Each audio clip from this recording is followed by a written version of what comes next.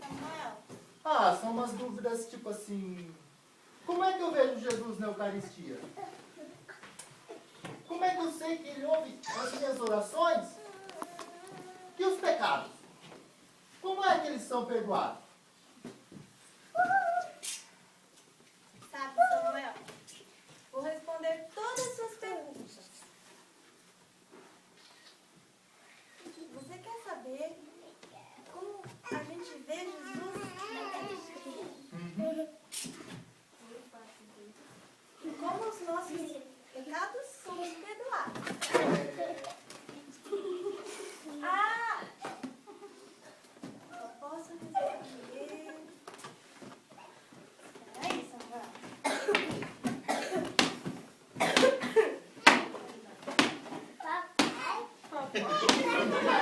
É Samuel.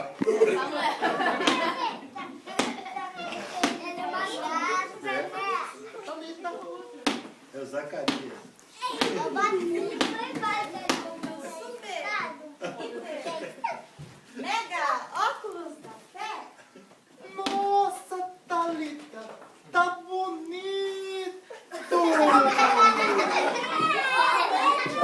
meus óculos da fé, Samuel? Thalita! Com eles, eu enxergo lá longe e vejo muito.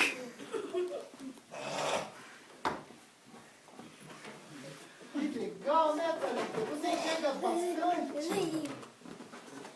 Sabe como enxergas com meus óculos da fé? Não. Como? Sem meus óculos da fé, eu vejo você só por fora. Com os meus óculos da fé, consigo ver o seu coração.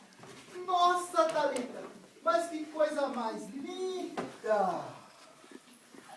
A fé faz a gente ver o coração.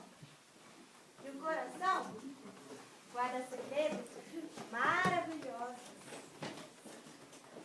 Assim, com a minha fé e com o meu coração, eu consigo ver Jesus na Eucaristia. Sei também que ele ressuscitou e está vivo. Os meus pecados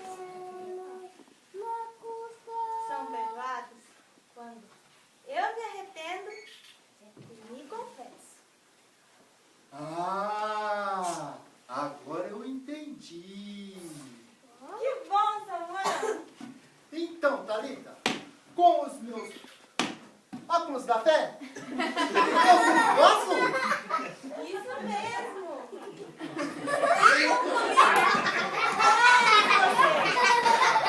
Repita comigo, todos vocês, com os meus óculos da fé, Com os meus óculos da fé, eu tudo posso!